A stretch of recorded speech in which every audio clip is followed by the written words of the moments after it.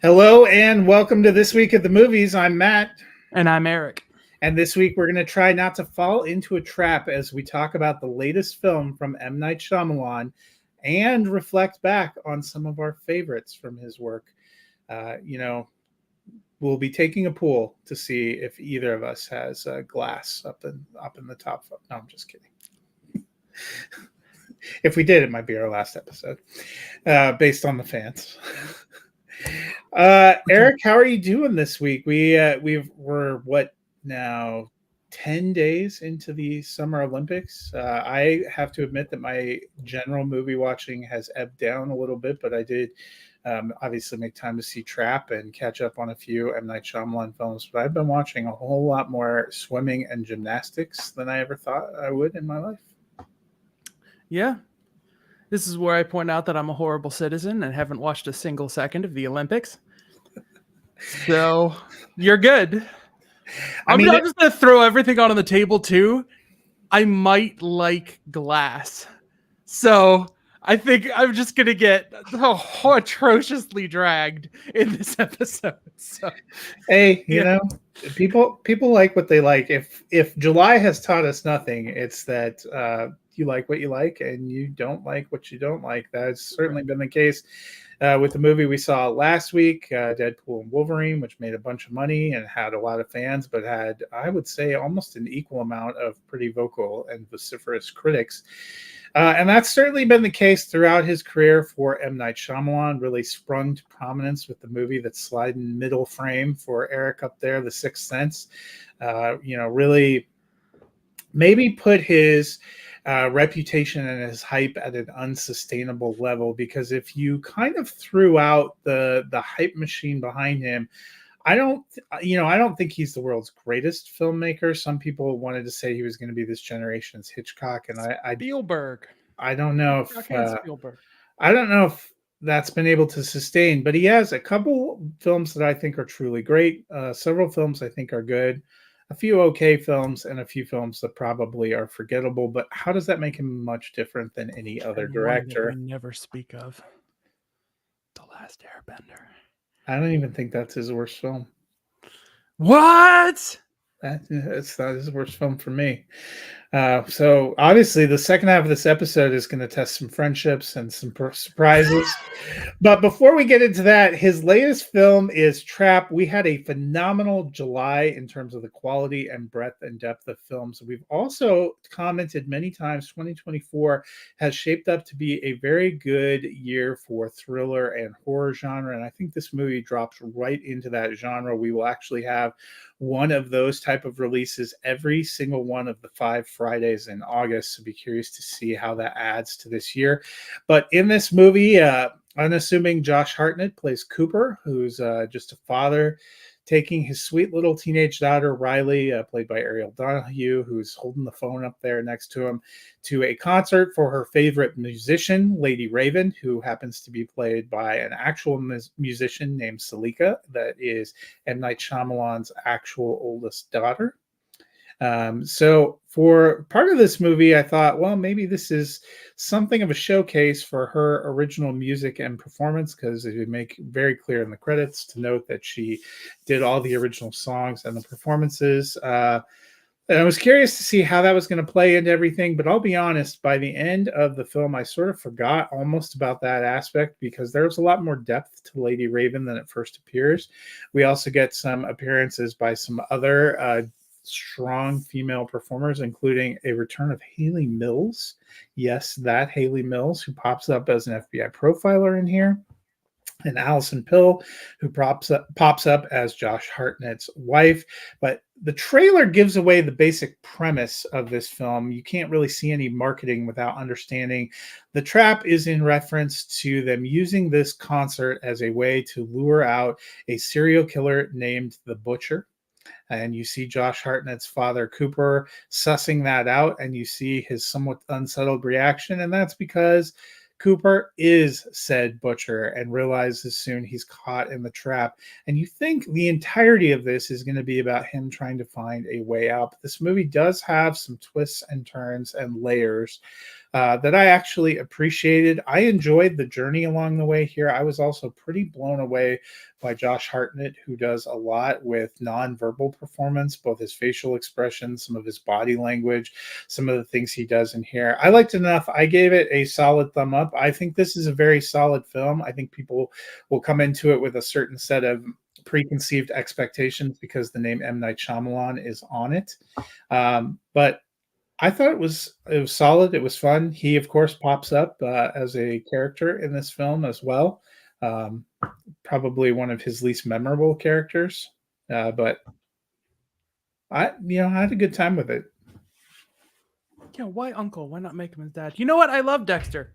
So getting to see a feature-length film about him was pretty great. It couldn't be the dad because if you remember in the middle of the concert, what she talks about as an inciting incident for the character as a performer was a horrendous relationship with an abusive father. So that probably would not And I have guess worked you out don't in want to this turn way. it into a horrendous relationship with an Well, because abusive uncle. but Flip him around because it there'd be wouldn't ring some the same. yeah, and there'd be some weird questions if he said I was her father after. I don't, Yeah. the average person may not have recalled that right away, but that was my only thought about why. Well, They point could have gone being, with manager too. yeah. M. Night Shyamalan, man, what you know what? I really like him as a person and as whatever. Like from everything that I know, there's in a world post 2016, especially this far post 2016, we all know that like at the drop of a hat, we could suddenly learn some new scary information and just like feel very bad. But from what I can tell, this is a guy who is just like, man, I want to make movies. I don't want to make the movies I want to make, so I'm going to produce them all myself. And you know what? I love my family. I want my family to do what they want to do. One of them wants to sing. One of them wants to make movies. I'm going to help the one make movies. I'm going to let the other one sing and act in my movies. And he's doing what he wants to do. And I'll say this: he is an excellent director.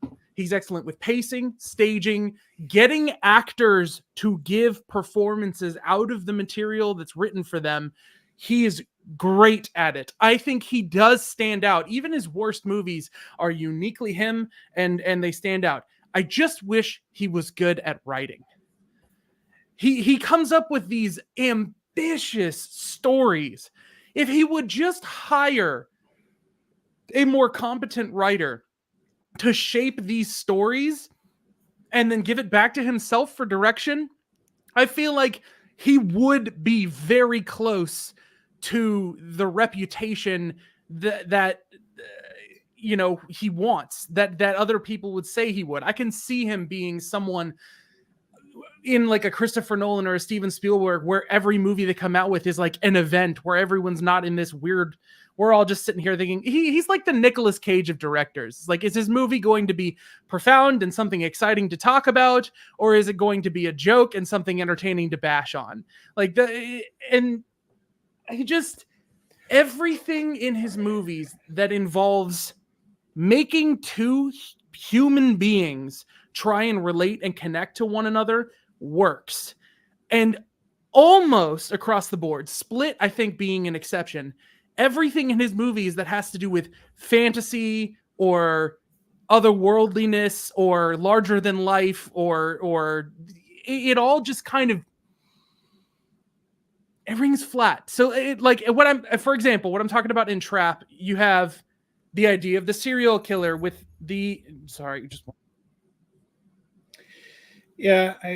that's kind of an interesting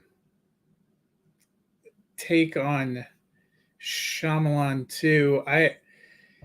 I'll be curious what you think. I actually think writing is sometimes a strength for him. I love some of his dialogue and some of the things that feel real, like the early sequence in this movie when Josh Hartnett is with his daughter asking her about words and then kind of intentionally screwing with her, creating that nice, normal father teenage daughter thing where he uses the word crispy she's like, I'm going to stop teaching you words if you keep doing this. Yeah. Again, performed so believably that it comes off better than when a lot of people try and write parents being awkward. It so easily could come off cringe, but it doesn't. But what I think that is great direction and great work with actors. With some of the dialogue in some of his movies, like I think there was a big point out. Dead Meat, this story covered Old, just recently last week, and they pointed out how like every person in that movie introduces himself with their name and job occupation, like they're doing an improv game where they need to hire, like like introduce themselves. There's, it's okay. It's like this. Late in the movie, no spoilers. There is the Josh Hartnett character who is acting against, I don't remember her name. She was the drummer in Scott Pilgrim. She plays Alison Pill, Alison Pill. his Okay. wife. Okay, his wife. I didn't know if I wanted to say it because like whatever, but whatever. I mentioned she was his wife earlier. Okay, so he's talking to Alison Pill, and an event happens, and you realize something has happened off screen that is sort of like a little twist in the conversation. I am into everything about their dynamic and him dissecting the way that she came to understand and do what she did in that scene. There's some tension between them, and that tension is very well directed, very well performed. But if you break down what has been written there, and then you move to the perspective of that character's head, she found a bag. She found a substance in a bag, decided she knew what that substance meant, decided if somebody comes back, I'm going to want to have poisoned this dessert because I think I'll get the opportunity to convince them to eat it, maybe. First of all, I think you missed a couple of subtle things in Like, there. Given the exact way how it ends, I think that exchange between Haley Mills and Alison Pill should be viewed in a different way. I don't think it was in case somebody comes back. I think it was a trap. I also when she's going to serve the said item, she drops below the counter for a minute, which is why he almost gets up to come back to her, and that's when she dropped it, not pre-made.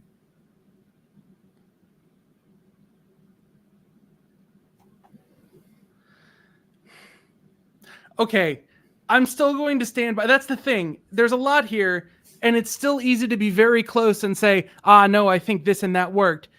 It is a very dumb thing to go, what I'm going to try right now is not to run away or fight for my life, see if I can get away with poisoning him. Like, that is the dumb thing to do in that situation, in my opinion. My perception of that scene, based on where we saw it go, is that the whole time they were setting him up. When Haley Mills offers her, I can still take you somewhere safe. Mm-hmm. I think that was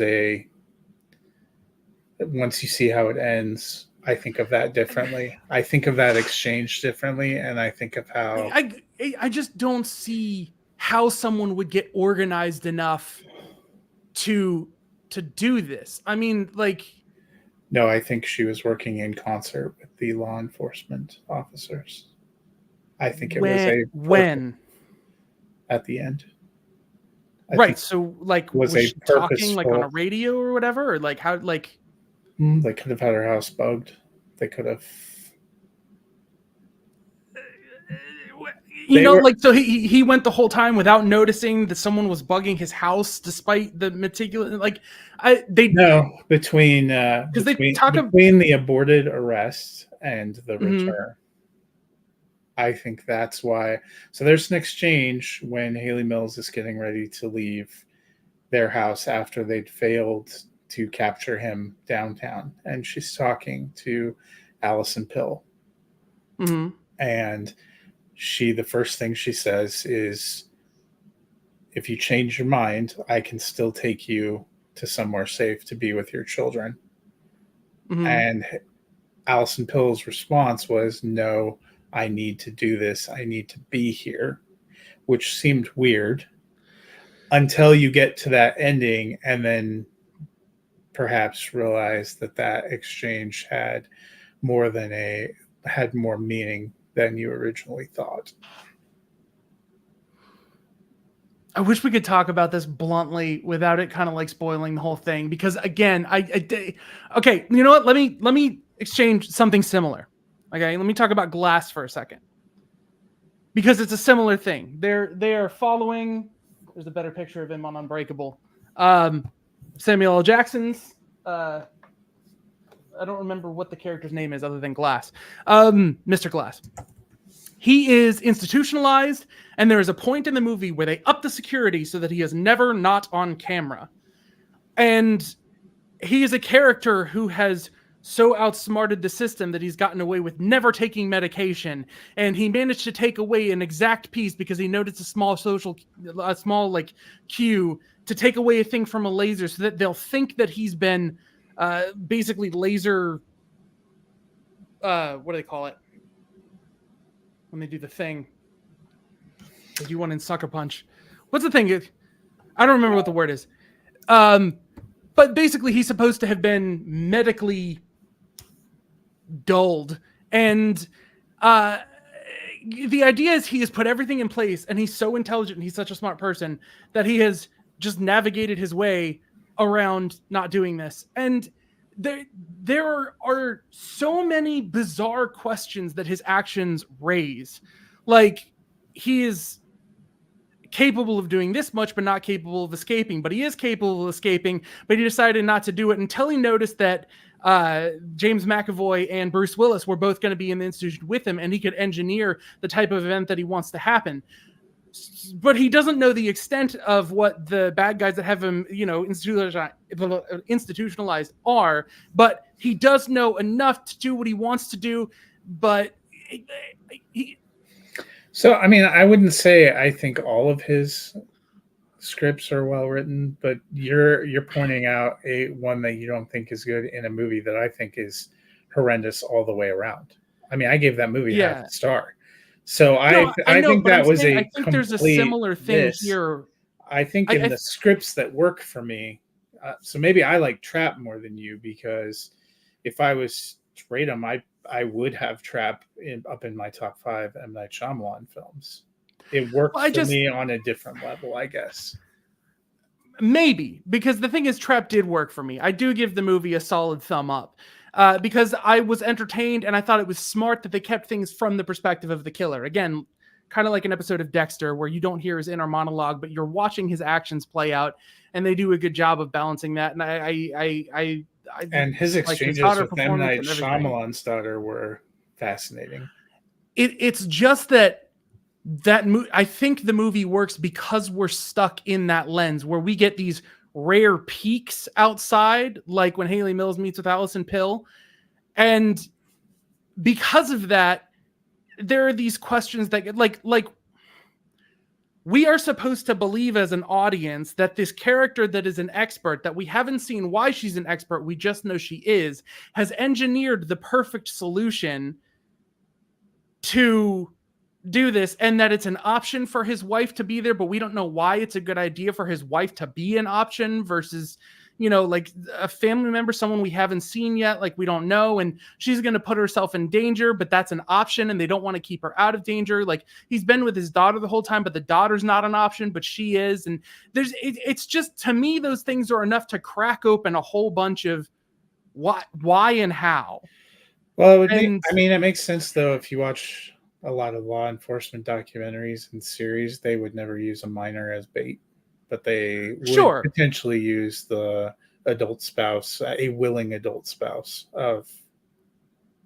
Right, which someone can consent to do that kind of thing. Like, and not saying there's. And I don't know if I think questions. I don't know if I think that she was crafting the perfect solution, but more like we didn't get him. So this would be a way to see, because honestly, if you're part of his family, knowing he's out there, are you ever going to be at peace not knowing where or when or if you're going to see them?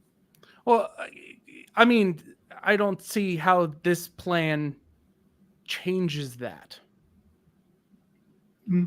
It was I will say there are elements of that weren't that didn't bother me, and I didn't even find all that surprising because I watch Mm, a ton of crime, both fiction and nonfiction, and that sure. is an incredibly common thing.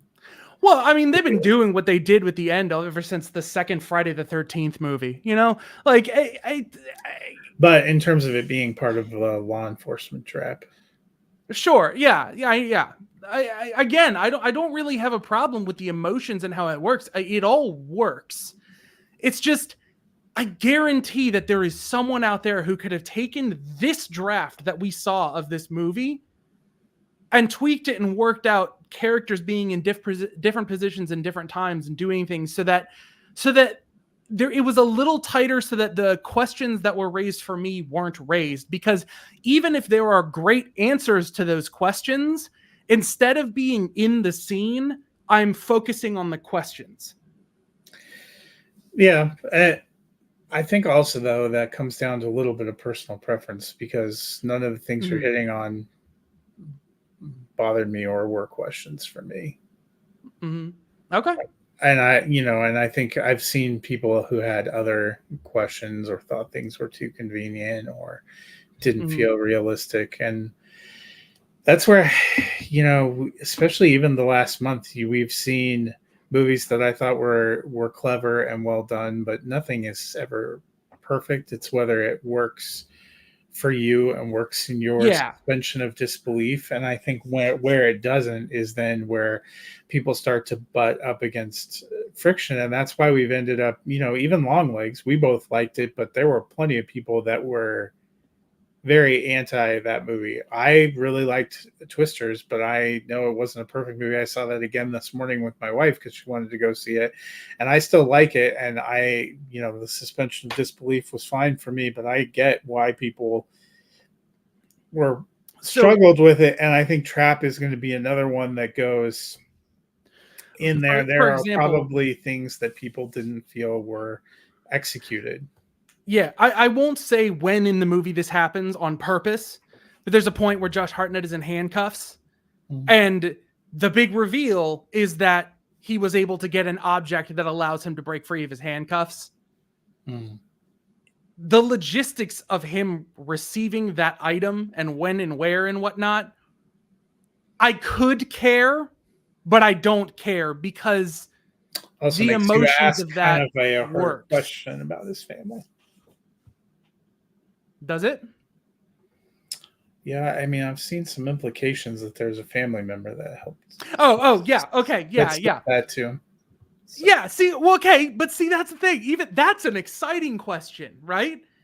that's But a I'm Dexter spinoff question. yeah, but see, that would be an exciting question. But it's still for me that would be distracting to me rather than just caught. Like I love the emotions of when, like the way his hands are off screen Mm, while we know he's picking the handcuffs, and just that one movement to show you that he succeeded was so good. That is a choice in performance and direction that is so yeah, I was good. gonna say none of that.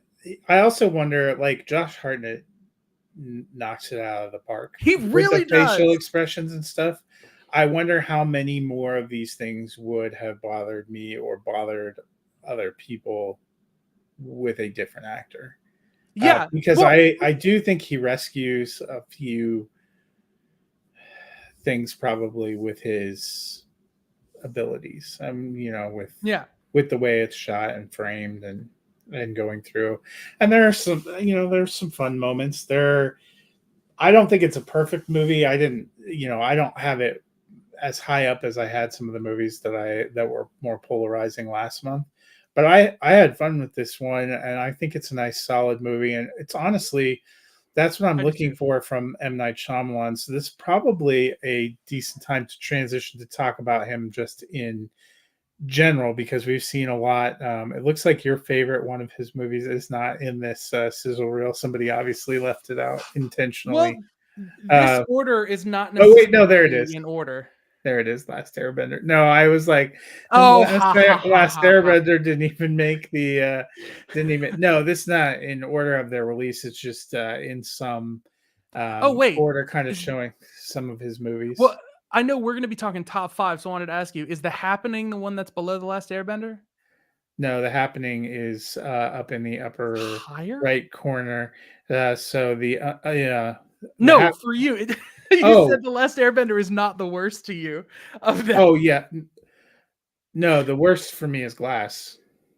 Oh, okay, okay. Absolutely the bottom for me. I'd have to See, look. I mean, I I didn't love hated Last that movie Airbender, when I first saw it. but I didn't Last Airbender. No, Glass.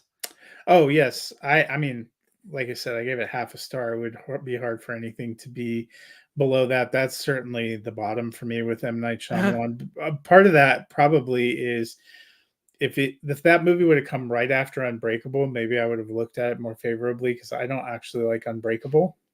So I would have had Right. no expectations. But after you get Split, I think that gives you a weight of expectations that this movie just. You're right. I mean, it's preposterous in a number of. So when you use that as an example of finding logical holes in the scripts, I'm like, I'll give you that one Well, because see, that's the thing. The second time I watched it, some of those holes closed a little bit because again, I need to watch things twice. I've said it on yeah, here, it's gonna become infamous. I need to watch things twice.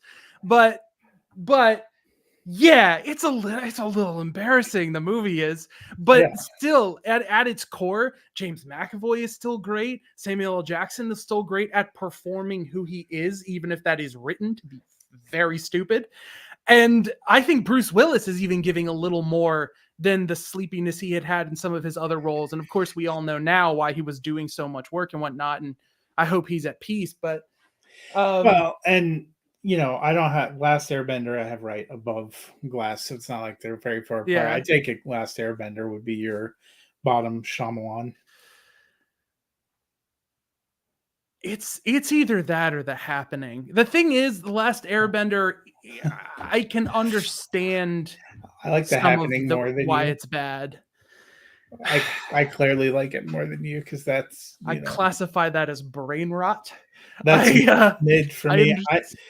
So I have 16 films that I rank in my list for M Night Shyamalan because I'll be honest, I will actually include one that's pretty high up for me where he wasn't specifically the director, but is Right. definitely his movie because he was the executive producer and it was his script. And I guess that's where I kind of butt up against a little bit the um, I don't always like him as a He's all that. writer. Yeah. So, but I mean, there are a lot that I don't think are incredible in my Mhm. list before See, we get to the top five. yeah, I'll when you get to your you go, yeah. So why don't you go ahead and what is your top five? We can start at five. We can do one at a time if you want. Going five Five, to four, one. three, two, one, Yep. or 5, 5, 4, 4. Yeah. Why don't we alternate? So I'll get Okay. my five first. Mine would be Split. Is my number five. Okay. Hang on a second. I'm trying to remember what mine are. You you give your number 5 first. I'll give my number 5 second. You said it was Split, so Yep. why is it number 5?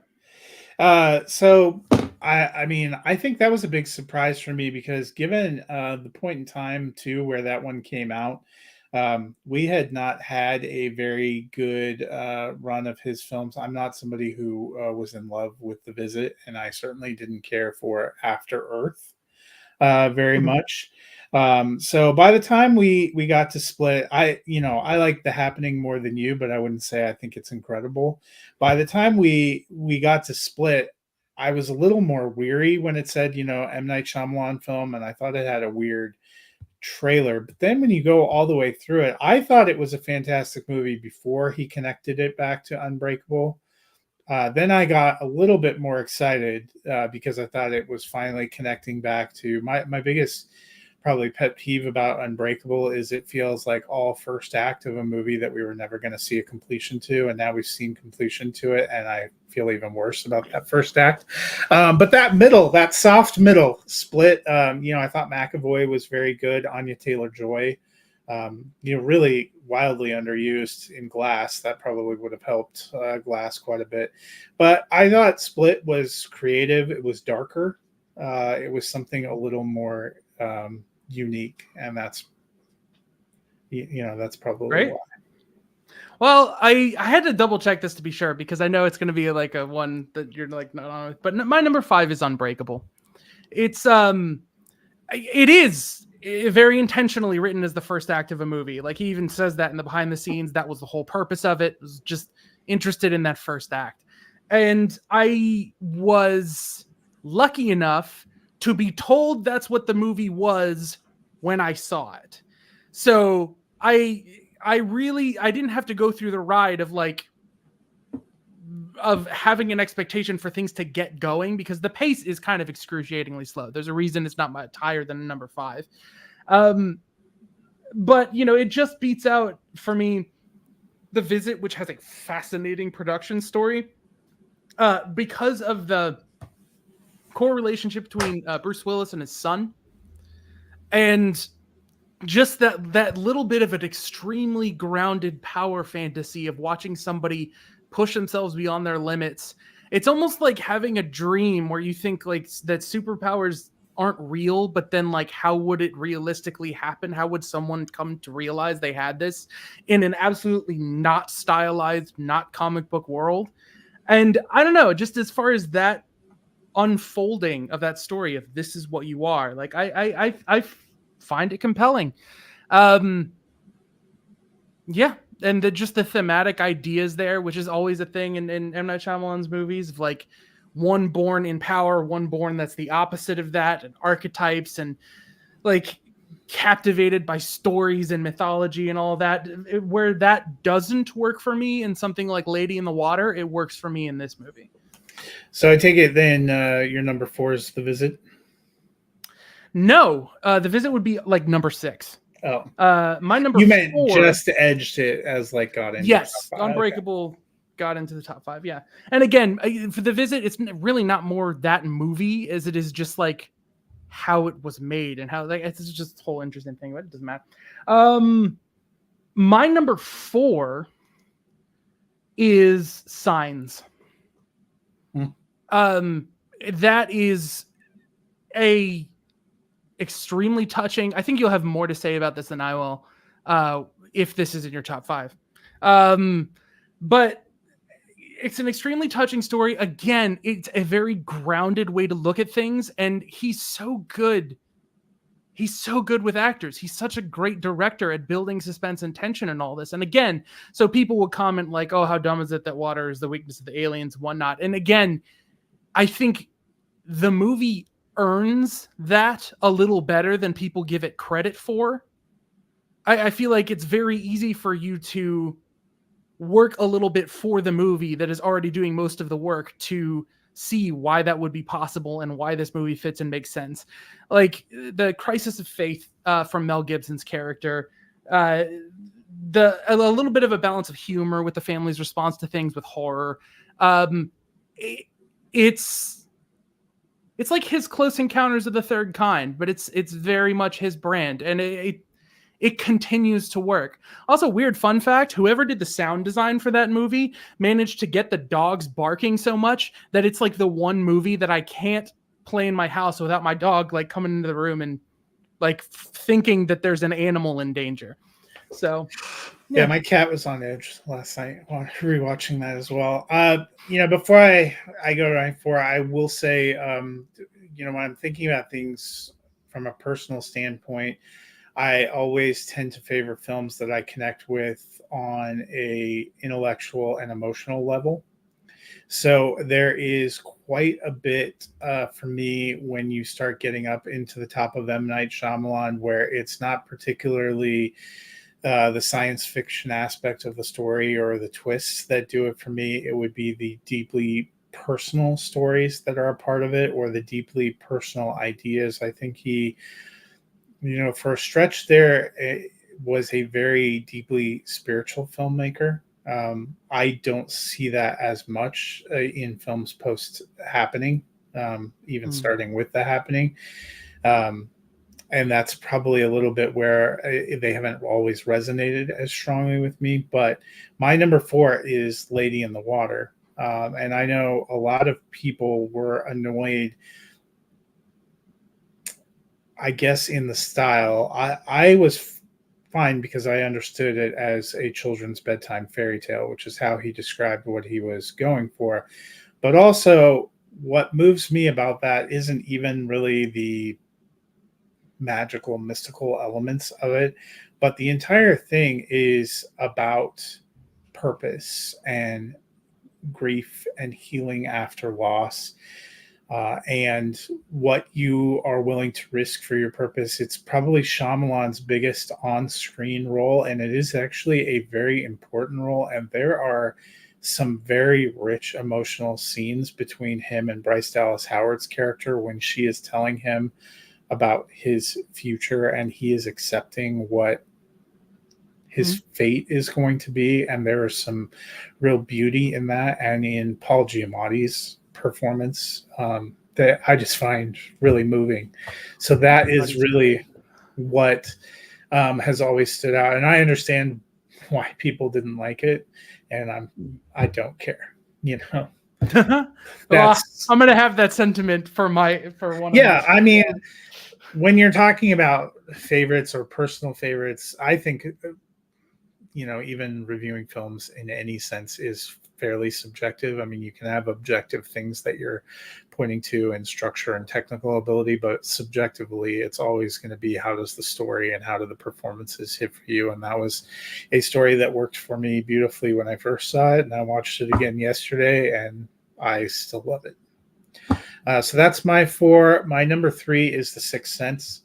Um, I was probably real late to that movie, released 25 years ago. It's in that summer of '99. I had not seen it when it originally came out. I went and saw it probably almost in October at the Dollar Theater by my college. So all I knew was there was some big twist at the end. uh, what I liked about that movie had nothing to do with the twist at the end, because I'll be honest with you, I knew that he was dead, and it's been 25 years. So if you haven't seen it, the time has passed. I knew he was dead pretty early up in the film, so that wasn't a great shock to me. But I was fascinated by the mother-son relationship, the way that he uses that Haley Joel Osment has to digest this at times very disturbing power, and tries to use it to make connections and to heal the broken adults in his life, which includes Bruce Willis character, also his mother. I mean, there are some scenes when he is giving things to his mother about her mother that are incredibly stirring. So that one, you know, I don't know if it deserved the hype machine it got. 99 that summer was a real hype machine because people went crazy for Blair Witch Project. And let me tell you, 25 years later, that's not a movie that I feel like I need to watch on a regular basis. But there are some beautiful things in The Sixth Sense, some beautiful things that he worked out that are beyond just the hook of what I think people think of when they think of that movie. My number three is Split. Between two of his movies. I'm kidding. It's Split. It's the James McAvoy show. It is Anya Taylor-Joy is outstanding. There is so much heart underlying what is happening with both of those core characters, and it's what's so great about that movie, and the twist being that it's related to Unbreakable, is again you're in an extremely grounded reality where this one supernatural anomaly is happening, and you're watching the growth of someone into a position of power that is almost like a fantasy, that is so close to reality that it is believable. And then the fair share of just little touches of research that they did to work on dissociative identity disorder and how to make how to talk about a little bit of the struggles of what a person who lives with that would have to like live like. And there's just enough thought to what's going on in that movie to make the theatrics and the fantasy of the movie work. And I love the sentiment of this movie, the Sixth Sense, Unbreakable, like a couple of his movies. There's this undercurrent sentiment of something that could break you, can make you unique, can be a part of your identity in an empowering and a special way, where you don't have to necessarily be defined as a victim for things that happen to you, but you can be like a survivor. You can be something else. Like there's something really powerful in those stories that he chooses to tell. Yeah, I think that's all I really have to say. Oh, well, here's the thing. There's a narrative trajectory here. There is a movie that was a turning point for his reputation, and I'm going to talk about it soon. But the Signs, The Sixth Sense, Unbreakable set him up with this reputation like, oh, he's the next big filmmaker or, you know, anything like that. And then Split was written during that time. He just didn't make that movie until however long it took him before 2016 when it was released. It is interesting watching how his writing has shifted over time. And one of the ones you're going to talk about, it's an anomaly because it's a case where he wrote something and then you see someone else redrafting it as they're turning it into a movie. And so I think what you're going to talk about is a standout collaboration with him and another creative force. And that's going to be something special to talk about. But I just noticed that, like, post this era of writing, the one movie that everyone started to say, oh, he's making a comeback is The Visit, which again, he almost infamously wrote two different ways and filmed two different ways and edited two different ways so that he would have a studio say, do you want the horror one or the comedy one? And then mix mash them together. And it's just been very linear that his writing has been very strong and very well received. And then gradually people have become less and less and less receptive to him, except for some people who are very into what he does. So, yeah, I'm not surprised there was such a big drop from Split to Glass. It's like you take something that was written decades apart. And that, you know, I could certainly get behind that because, you know, when I look at the ones where scripts and things really moved me, I don't think any of that has been in the last decade, especially if you're considering, like, I thought Split was clever in the way it was put together. I don't remember it having the greatest or having memorable dialogue and scripts the way I did some of his earlier films. And even so, if you're talking about that having been written way back in a different era, you know, that would make some sense too. So maybe he wasn't actually back. He just... Right. Yeah. Although, you know, I liked Trap. And I thought too. there were some clever, I thought there was some clever writing in that. So I like Knock at the Cabin. Okay. I thought that was okay. I don't know that I think I actually have that below The Happening, which one was going to hurt your feelings. You're welcome to enjoy The Happening. I think the world enjoys The Happening, whether they think it's stupid or whether it's great. I just like, to me, the humor and things are not worth the rest of it. So what was your number 2? My number 2 is The Village.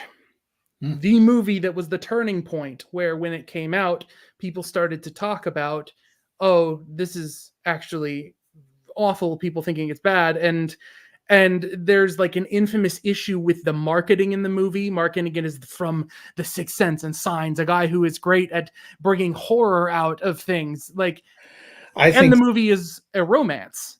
I almost think the marketing where it betrayed them was making it all about the fact there was going to be some monsters. Big twist. No, yeah. I think that was really in the time frame where it was there's going to be some kind of big twist. So you Oh, do a twist with, and just there is one there. I think people bucked against that.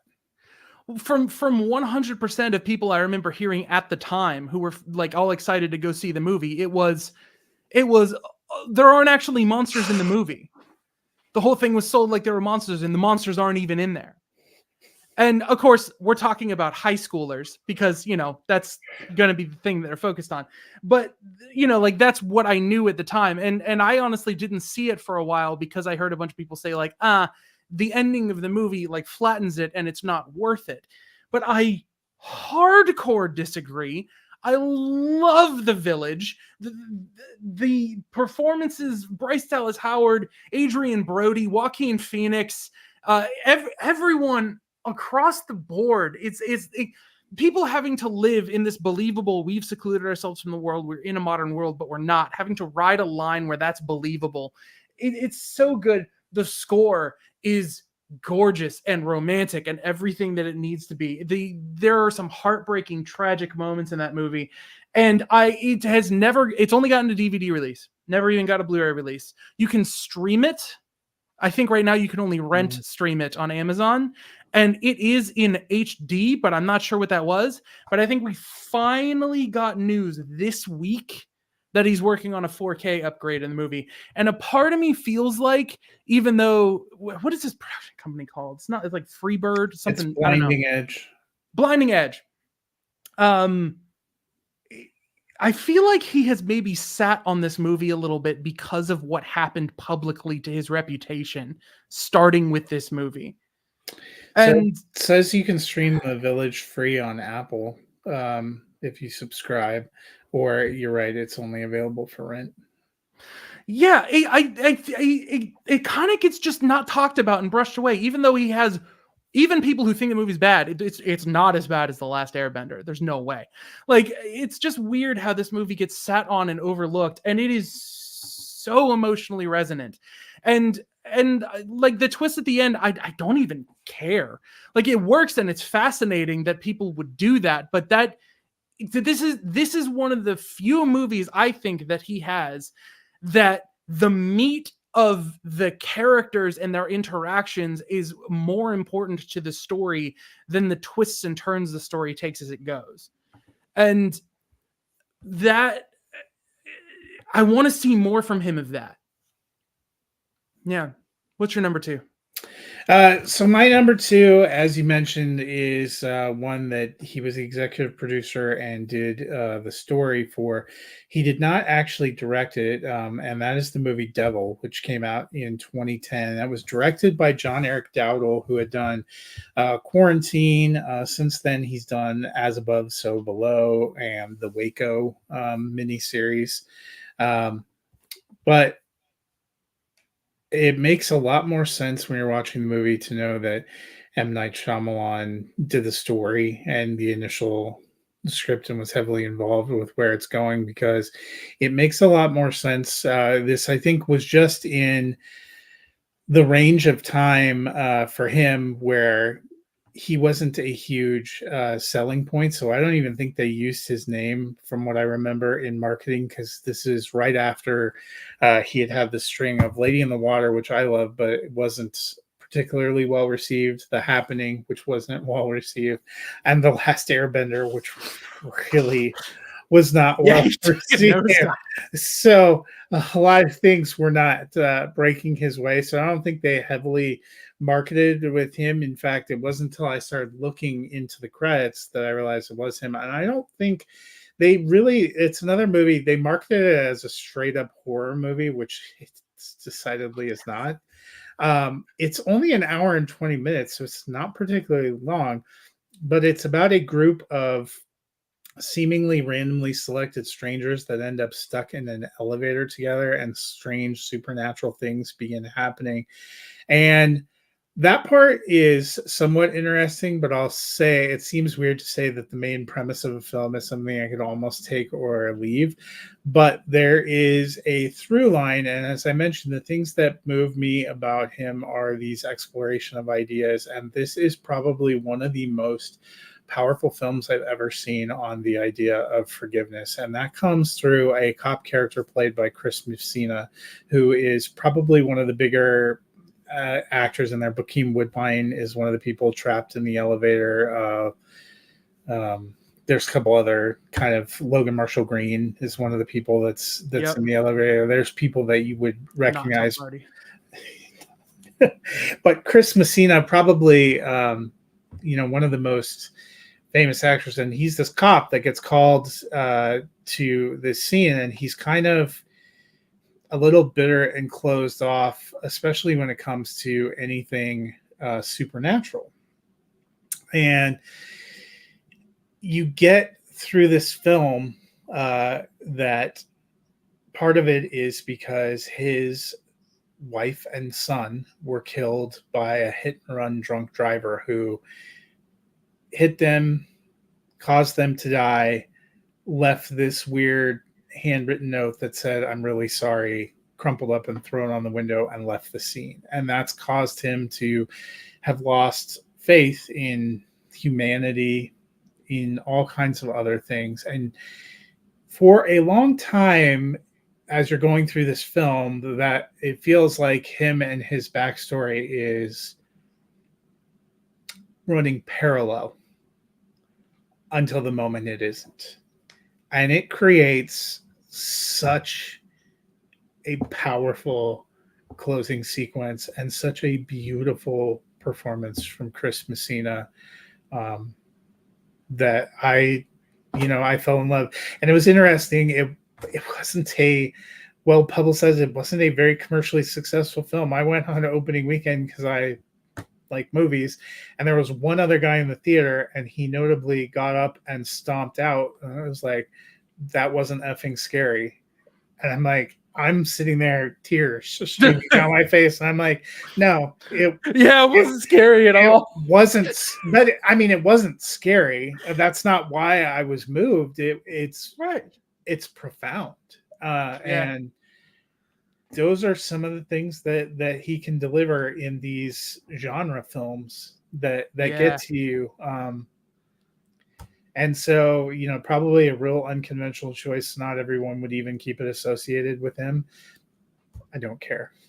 Mm-hmm. So that's my number two. My number one, for many of the same reasons, actually, but even a few more, are Signs, which is a movie that I actually like quite a bit, even aside from it being the top of my Shymalan films. That is a movie that I find beautiful. I think, speaking of maybe in 2024 problematic performers, Mel Gibson gives a incredible performance, I think. But all of the actors that they put in there, Joaquin Phoenix is really good. Cherry Jones, who is the police chief sheriff, has some phenomenal scenes. Merritt Weaver only appears in one spot, and it's sort of a comedic part of a more serious movie, but she kills it, and her exchanges with Mel Gibson are great. Young Rory Culkin and Abigail Breslin, who we've seen grow up to do other things, are very good in this movie. But there are just the alien part I don't mind, and isn't it, I think, is well executed, but it is the journey of Graham Hess and his back and forth from where he starts, that sequence when he's talking to Meryl on the couch about the kinds of people in the world. And that's where, I guess, that was what I instantly thought of when you talk about him as a writer, because you have this profound kind of example that only somebody who was probably in the clergy could give from Mel Gibson. And without missing a beat, the Joaquin Phoenix story that he launches into is a dude bro at a party who was looking to make out. But And that sounds like they would be completely at odds, but the way that it seamlessly moves together and then comes back to the both profound and profoundly sad answer that Mel Gibson gives when Joaquin Phoenix's Meryl puts it back to him is fascinating. The scene when they're in the basement and he's with his son and he's yelling at God, probably the second most powerful version of that kind of yelling or at God that I've seen. I will always remember Martin Sheen in The West Wing when he's talking to God in the church. I mean, there are just moments in there that really that just really speak to me. Yeah. That maybe doesn't have anything. I also think that's one of his better shot films. The tension, the cinematography, the way that they build some of the sequences through that, some of the performance. There's another one where Shymalan actually plays a very important on-screen role and does a phenomenal job in the scene that he is in. Sometimes I wonder if he would be a good actor. Don't you? Yeah, I mean, I love that he keeps putting himself in his movies. I don't know about being an actor in other people's movies and things, but I love that he gives himself some kind of significant role. Yeah. It's not just a cameo. Which is different than Hitchcock. Hitchcock always popped up, or like Stan Lee always popped up in the Marvel movie. But these are, both Lady in the Water and Signs. Those are freaking crucial roles. Yeah, I'm not gonna lie, I would have liked to have seen someone who could maybe handle the emotional weight of what his character's going through in Lady in the Water. But again, that comes down to personal preference. I think with their works, it's just, yeah. I don't know. I kind of liked his back and forth with his sister, and I don't know. It's hard to tell. It was no Sofia Coppola in Godfather 3 making you regret that the film was made. So I'll put it that way. Fair. So, what is your number one M. Night Shyamalan jam? One of the first PG-13 movies I was ever allowed to watch. I think, right? Yeah, it's PG-13. The Sixth Sense. That girl's vomit haunted me. I can't look. I still can't look at oatmeal the right way. I can't you know that she was the female romantic lead in the OC. Yeah, great. But here's the thing. For me, being as young as I was when I saw that movie taught me this is why we feel fear. I used the word profound to describe M. Night Shyamalan a little bit ago, and I think that is the key to everything. Is the themes that he deals with, the shots that he takes with his stories, and the work that he does with his movies. It either can be described as profound or it's aiming for profound, and I think that's why he gets compared to Hitchcock and Spielberg and people, because lofty goals and lofty shots are taken with every one of his movies, but he did such a good job with this.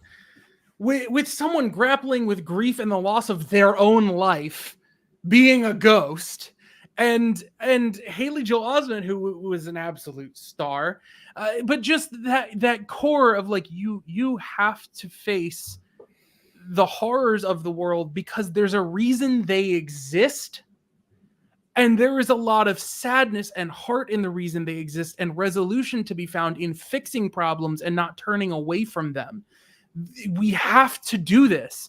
And, it's whether you feel like that means somebody has to put themselves in harm's way or anything like that. I don't really think it's saying this, that, or the other. I just think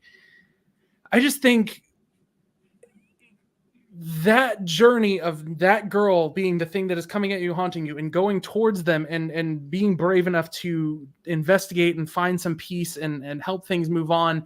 And the way that kid has a burden on his shoulders that should never be on a child to fix adults' lives.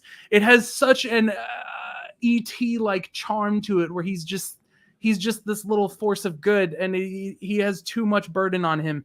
And it's so right as a story. And Man, The Sixth Sense, it shocked me because I watched it a few times when I was a kid because I liked it, but I had not watched it in years. And I was actually talking with you when I started early podcasting, things like that. I don't know how it got brought up, but something about an M. Night Shyamalan movie was going on.